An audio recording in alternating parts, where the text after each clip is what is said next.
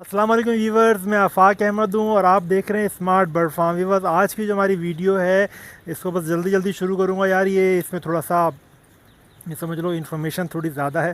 تو یہ ہے ہماری فنچ کے متعلق، ٹھیک ہے۔ فنچ جو ہے بھائی، فنچ کے بارے میں کچھ افواہیں کہہ لیں یا خوشخبری کہہ لیں، ایسا کچھ چل رہا ہے کہ فنچ کا ریٹ دوبارہ اوپر جانے والا ہے۔ تو میں نے بھی اپنے کچھ سسٹم گھمائے اور پتہ کیا کہ ہاں یار ایسا ہے یا بس افواہیں ہیں۔ تو بھائی کچھ فیکٹرز ایسے ہیں کہ جو فنچ یعنی کہ ہمارے پرندہ جو فنچ ہے اس کی سپورٹ میں جا رہے ہیں۔ تو ایک تو دو فیکٹر سے دیکھیں، پہلے میں وہ بتلا دوں، دو فیکٹر سے بڑے جن کی وجہ سے فنچ یوں سمجھ لیں کہ مارکیٹ میں اس کی ویلیو کم ہوئی تھی۔ ایک فیکٹر تھا کہ دانے کا ریٹ بہت زیادہ تھا، بڑھتا بڑھتا یعنی کہ تقریباً 270-280 روپے ہو گیا تھا۔ اچھا، دانہ بعد میں مہنگا ہوا، اس سے پہلے ہی ایک مسئلہ ہونا شروع ہو گیا تھا کہ فنچ مارکیٹ میں بہت زیادہ آنا شروع ہو گئی تھی۔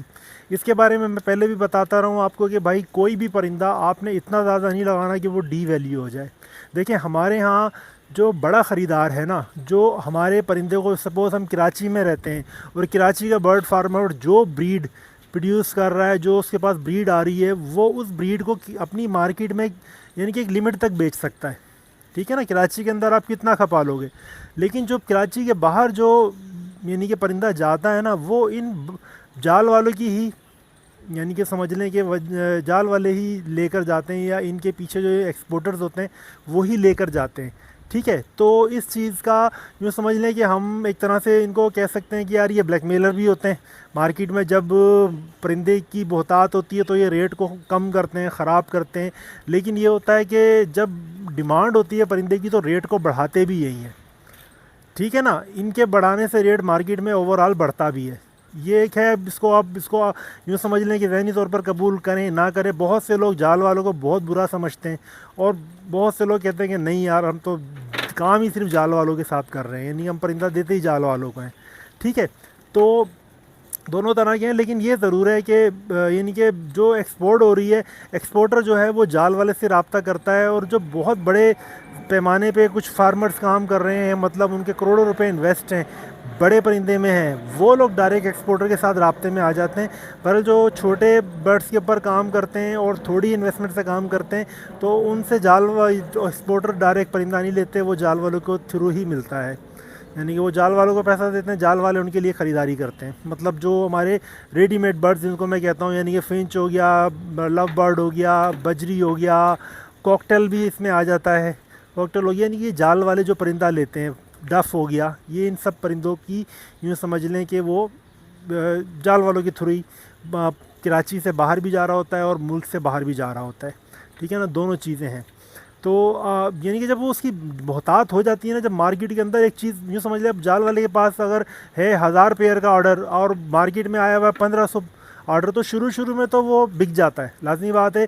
کراچی کے اپنے خریدار بھی آ رہے ہیں، ٹھیک ہے نا، آپ کے شہر، آپ جس شہر میں بھی رہتے ہیں وہاں کے اپنے خریدار بھی آ رہے ہیں، وہ بھی لے رہے ہیں، وہ بھی لگا رہے ہیں۔ لیکن دیکھیں جو بڑے پیمانے پہ برڈ لگاتا ہے وہ تو بریڈ کر کے مارکیٹ میں بیچنے کے لیے لگاتا ہے، وہ شوق کے لیے تو نہیں لگا رہا نا، وہ تو لازمی بات ہے وہ سیٹ اپ لگائے گا، وہ بریڈ لے گا اور پھر مارکیٹ میں لے کر آئے گا، تو وہ بہت جلدی سے یعنی کہ 2 کا 4 اور 4 کے 8 ہونا شروع ہو جاتے ہیں، ٹھیک ہے نا، ان کی بریڈ بہت تیزی سے آنا شروع ہو جاتی ہے۔ تو فنچ کے اندر ایک بڑا فیکٹر یہی ہوا تھا کہ فنچ لوگ بڑے پیمانے پہ لگا لیتے ہیں، فنچ اچھی بریڈ کرتا ہے، 100 پیئر کی ایوریج، 200 پیئر کی ایوریج لگا لیتے ہیں، تو اس میں یہ ہوتا ہے کہ بہت زیادہ بریڈ آتی ہے، جس کی وجہ سے اس کا ریٹ اتنی ان کی ڈیمانڈ نہیں ہوتی، تو ریٹ اس کا گر جاتا ہے۔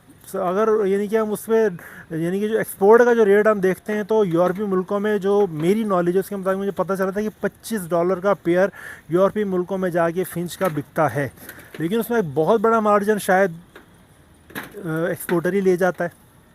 اس میں موٹیلٹی ریشو بھی ہے، ہو سکتا ہے کوالٹی کا بھی ایشو ہوتا ہو، ہر پرندہ کوالٹی لیول کا یعنی کہ ایکسپورٹ لیول کا نہ ہوتا ہو، لیکن بھائی ریٹ کا بہت فرق ہے۔ $25 اگر آپ پاکستانی روپی میں کنورٹ کریں گے تو ہو سکتا ہے 8000 روپے کے آس پاس کہیں جا کے بنے یہ رقم۔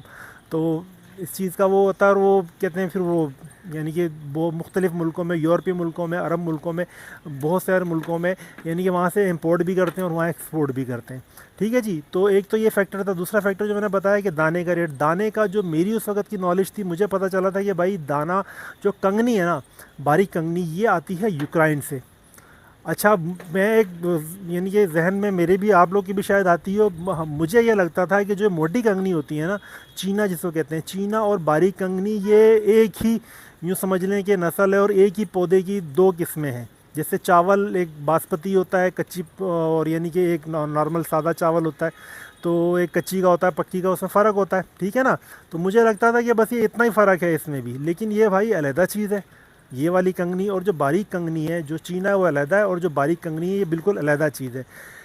چینے کے اندر بھی لال کنگنی آتی ہے. میں نے سرگودے میں جو غلہ منڈی ہے جہاں پر غلہ بیچنے آتے ہیں کسان، میں نے وہاں پر لال کنگنی بھی دیکھی، لال کلر کا. میں نے وہاں پر جوار بھی دیکھا، ٹھیک ہے نا. جو میں وہ چیز بتا رہا ہوں جو یہاں پہ ہمارے یہاں عام طور پر نہیں ملتی، ٹھیک ہے نا، تو وہ بھی دیکھا. لیکن باریک کنگنی جو ہے یہ ایک علیحدہ آئٹم ہے، یہ پاکستان میں نہیں ہوتی. میں نے اپنے طور پہ معلومات نکالی اور مجھے یہ پتہ چلا کہ بھائی پاکستان میں نہیں ہوتی، یہ باہر سے امپورٹ ہوتی ہے. اور اگر ہوتی بھی ہے تو شاید اتنی کوانٹٹی میں نہیں ہوتی کہ اس کا ریٹ وہ یعنی کہ سستا، ایکسپورٹ کے ریٹ سے سستا بیچ سکیں، ٹھیک ہے. تو یہ آتی تھی اپنا یوکرائن سے. اب یوکرائن میں پچھلے 2-4 دنوں سے سنا ہے کہ بھائی رشیا یوکرائن کی جنگ ہو رہی تھی، وہ جنگ ختم ہو گئی ہے، رشیا جیت گیا ہے. وہ اپنے مطالبات یا جو بھی، وہ خیر ان کا آپس کا مسئلہ وہ جو بھی کریں گے، لیکن یہ کچھ دن کے بعد امن و امان قائم ہو جائے گا تو وہاں سے ٹریڈ پھر دوبارہ ایک روٹین پر شروع ہو جائے گی. یعنی اس میں مہینہ لگے 2 مہینے لگیں، یہ ہو جائے گا انشاءاللہ. تو جب ایسا ہو جائے گا تو پھر بھائی ہمارے تو پاکستان تو پہلے بھی وہاں سے یوکرائن سے جب لیتا رہا ہے کنگنی، تو وہ پھر سے آنے لگے گی. اور امید یہ ہے کہ کنگنی کا ریٹ کم ہوگا. ابھی جو ریٹ چل رہا ہے 270-280 روپے ریٹیل میں چل رہا ہے، تو امید یہ ہے کہ کم از کم 100 سے 125 روپے تلک اس کے اوپر کم ہونے کا اندیشہ ہے، ٹھیک ہے. یعنی کہ 150 پہ بھی آ سکتی ہے، 170 پہ بھی آ سکتی ہے، کیونکہ ہمارے یہاں ڈالر کا ریٹ بھی خاصا بڑا ہے بھائی. جب یعنی کہ 100 روپے بک رہی تھی پچھلے سال، بلکہ پچھلے سے پچھلے سال کہہ لیں، تقریباً 2 سال پہلے 92-93 روپے کلو تھی، جب فنچ بھی عروج پہ تھا. 1200 روپے تک کا پیئر بک رہا تھا اس ٹائم، 92-93 روپے ہول سیل مارکیٹ کا تھا. تو اس ٹائم ڈالر بھی لازمی بات ہے 150 سے نیچے ہی تھا شاید. تو اب لازمی بات ہے ڈالر کس جگہ ہے. تو امید یہی ہے کہ بھائی 170 160 170 کے قریب آ جائے گی ہے. تو اس میں بھائی اب فارمر کو کرنا کیا ہے، ٹھیک ہے نا. یعنی کہ پوری ویڈیو کا مورل لیسن میں آپ کو بتا دیتا ہوں. آپ نے کرنا یہ ہے کہ آج تو آپ نے زیادہ کوانٹٹی میں فنچ کو ڈالنا نہیں ہے، انف بتا رہا ہوں کہ 100 پیئر سے زیادہ آپ نہیں ڈالیں.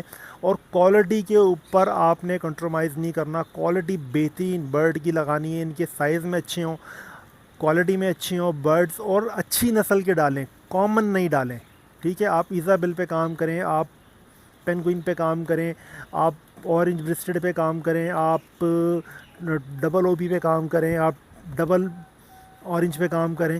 اس طریقے کا یعنی اچھا ریئر برڈ لگائیں تاکہ آپ کو مارکیٹ میں اچھا پرائز مل سکے اس کا، ٹھیک ہے. کامن بھرنے سے اس میں یہ ہوگا کہ بھائی پھر مارکیٹ میں وہی کچھ ٹائم گزرے گا اور مارکیٹ میں فنچ کا ڈھیر لگا ہوا ہوگا، پھر نیچے جائے گی. اور اس میں پھر ہوتا ہی ہے کہ کچھ لوگ فائدہ بھی کما جاتے ہیں اور کچھ لوگ نقصان بھی، کیونکہ فنچ کے اندر بہت آپ کو شارپ طریقے سے کام کرنا ہوتا ہے. مارکیٹ جیسے ہی آپ کو خبر ملے کہ مارکیٹ بھائی فنچ مارکیٹ میں بھر رہی ہے، فنچ کا ریٹ نیچے جانے والا ہے، آپ کو فوری طور پر سیل آؤٹ کر کے نکلنا ہوتا ہے، ٹھیک ہے نا. دوسرے پرندوں میں یہ چیز تھوڑا اس کی نسبت کم ہے، ٹھیک ہے. تو آپ نے انف بتا رہا ہوں. بہرحال میرا اپنے پاس ہی میرا 200-250 پیئر تھا، میرے پاس 25-30 پیئر، اور میں نے سوچا کہ 50 پیئر سے زیادہ نہیں کروں گا فنچ کا. اچھی کوالٹی کے برڈ سائز میں اچھے انڈر سائز کے رکھوں گا، اور اچھی کوالٹی کا رکھوں گا تاکہ مارکیٹ میں سیل کریں تو اس کی کوالٹی کے حساب سے ریٹ اچھا ملے. کیونکہ اب جب اس کا ریٹ بڑھے گا، آپ کوالٹی برڈ لے کے جائیں گے تو آپ کو ریٹ اور اچھا ملے گا. کامن کے اوپر ہی رہیں گے تو بھائی سیدھی بات ہے، جال والے تو کوشش کریں گے کہ وہ تو کہتے ہیں یار پیسے بھی نہیں دینے پڑے، ہاتھ سے چھین لو ان کے، ٹھیک ہے نا. تو وہ تو کہتے ہیں جیسے وہ کہتے ہیں نا، وہ نیا نیا کسی کا باپ مرا ہو تو وہ جائیداد کو کر رہے ہوتے ہیں، وہ والا. وہ تو سوچتے ہیں بس یار کوئی بندہ آئے بس چوری کا مال ہی دے کے چلا جائے. اللہ معاف کرے کیا بات کر رہا ہوں یہ. تو بس اگر ویڈیو پسند آئے اور بھائی سمجھ میں آئی تو وہ میرے چینل کو لائک سبسکرائب کر لیں، بیل کے نوٹیفیکیشن کو آن کر لیں تاکہ آپ کو ایسی انفارمیٹیو ویڈیوز ملتی رہیں. اسی کے ساتھ اجازت چاہوں گا. اللہ حافظ.